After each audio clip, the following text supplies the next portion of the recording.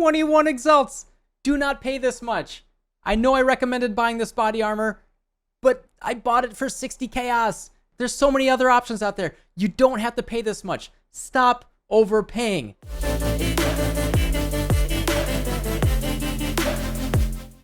The Path of Exile economy is, for better or for worse, very small. The population of unique items, or the volume of unique items that might fit a specific build, versus the demand with the popularity of very specific builds, it's just a little bit of a hassle. And as a build creator, when you go out there and you recommend something, you got to do your best to provide alternatives. And if alternatives are not provided, unfortunately, the price of things will skyrocket, even if you went into it with the best budget intentions. And I want to show you guys how I've done a little bit of creative problem solving. And my favorite part about doing builds and making them is this creative problem solving process. I'm going to do this with 2 examples. I know everything here comes with game knowledge, but I'm just going to hit you with some specific examples that can hopefully spark some ideas and some problem solving scaffolding that we can build up to help you when you're putting together any build that you're working on. The first thing that I'm going to show is cluster jewels. I think that these are notoriously overpriced.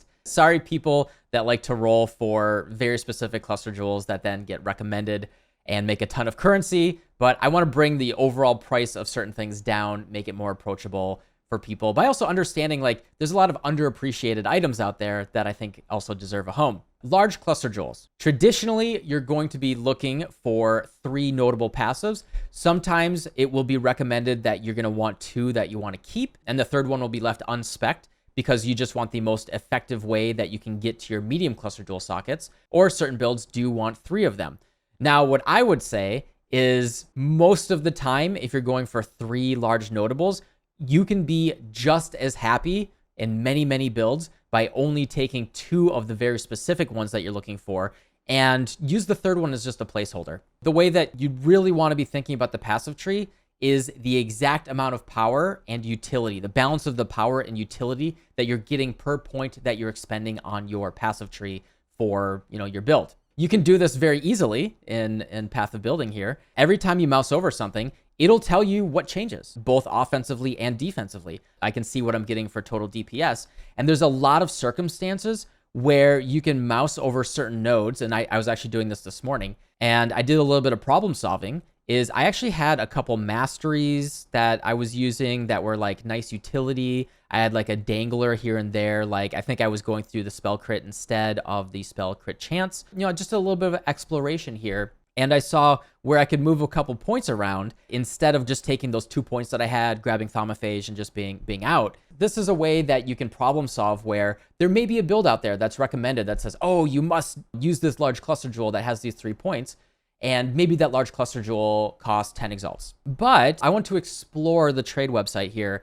And I do this a lot with small jewels and different body armors and everything. You might be able to find some hidden gems that will save you tons of currency by not doing exactly what's recommended in the build guide. My goal is these names, God isn't real, but speed is. Nice. Yeah, my goal, as always, when I put out a build guide, it's really to either spark joy and just make you say that's pretty clever, or something that you really want to play and can play. And I want to give you the tools to be able to play these builds. Even if I put something out there and the price gets a little wacky because everyone's trying to play it, I want to make sure that the build is as accessible as possible, even if that might not be realistic sometimes. When you're looking in large cluster jewels on the trade website, it doesn't look exactly the same in game. So you can't rely on this in game. This is trade website only, but the one in the middle is the one that will be in the back.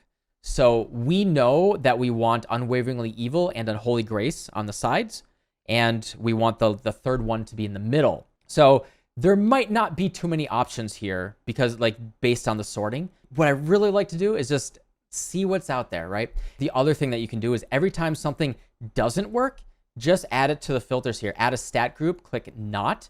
And we know that Overwhelming Malice. So look, I did tilde over WH. I wouldn't even have to type this much. I could do over mal, right? And it just shows up. This is a great way that you can quickly find things. Search like that. Now Overwhelming Malice doesn't show up. This one's okay. Touch of Cruelty isn't bad, but unfortunately, we can't get back to the one that we want to. So Touch of Cruelty, let's just add that one as well. And this is exactly how I found the Skin of the Lords that you saw was now priced at 21 Exalts because I recommended a Leaf Shade one. I just found it by scrolling down and exploring just like this. By doing this exploration, it's entirely possible and likely, in fact, that the build creator probably missed something and there might be a cluster jewel or any other item that's even better. And then just to quickly talk about like the Skin of the Lords thing here. In my build guide recommendation, I recommended using Leaf Shade, and that was really good because I liked it. It fit exactly how I wanted to play, but it wasn't the only option, and there are plenty other options that are really, really good.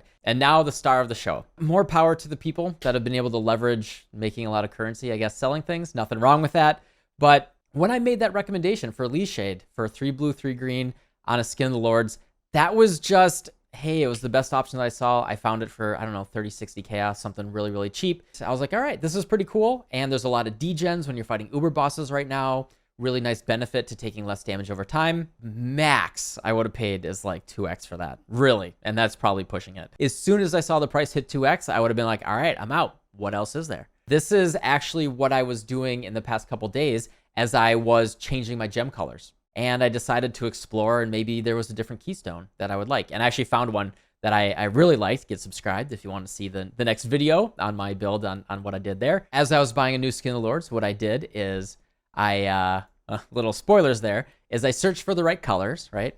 And I saw that there's a lot that I probably don't want, right? There's a lot of keystones that Skin of the Lords will give you that can brick your build. So what I recommend, or at least what I did, this might be a little tedious for some people, but I really view this as like an Indiana Jones adventure type of thing. Like, we're just going out into the jungle. I don't know what's out there. I'm not like a full beep boop, put numbers in spreadsheets type of person. I'm just like a action gamer, shoot 'em, punch 'em, beat 'em up type of guy. I try not to memorize too many things. I just give myself like the tools to explore.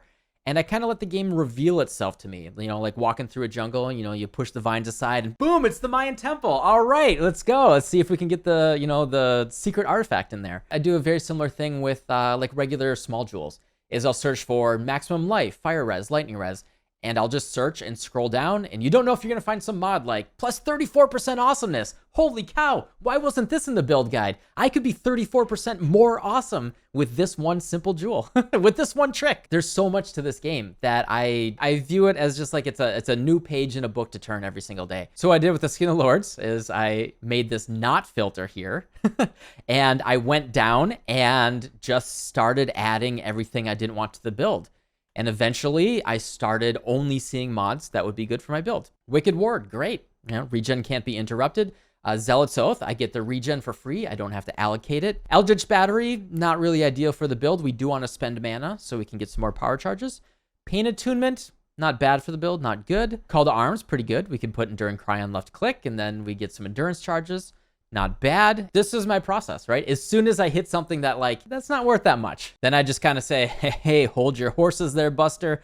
Let's see what else is out there. You know, the demand for how much power you're really getting for the currency you're spending, it's not there. Unless there's some sort of glory for you, or, you know, something you can say, hey, I got this item that everyone wants, which that's just not something that I really feel in this game. Unless that's part of like what you really, really care about, then there's almost always something cheaper, underutilized, and interesting out there that you can take advantage of then, instead of spending 20x on the most minimal of buffs. People are always asking me like, hey, what's your Atlas tree? What is XYZ in your build? What is this? What is that? I'm always like a little hesitant to answer. I always feel a little weird answering for things that are like way too specific, because a lot of times I'm using something that is either a compromise or something that I found I'm like testing because I think it was like kind of interesting, and I'm not sure if it's like perfect. The way that I'm playing this game is always in flux. Like, I really view this game as like,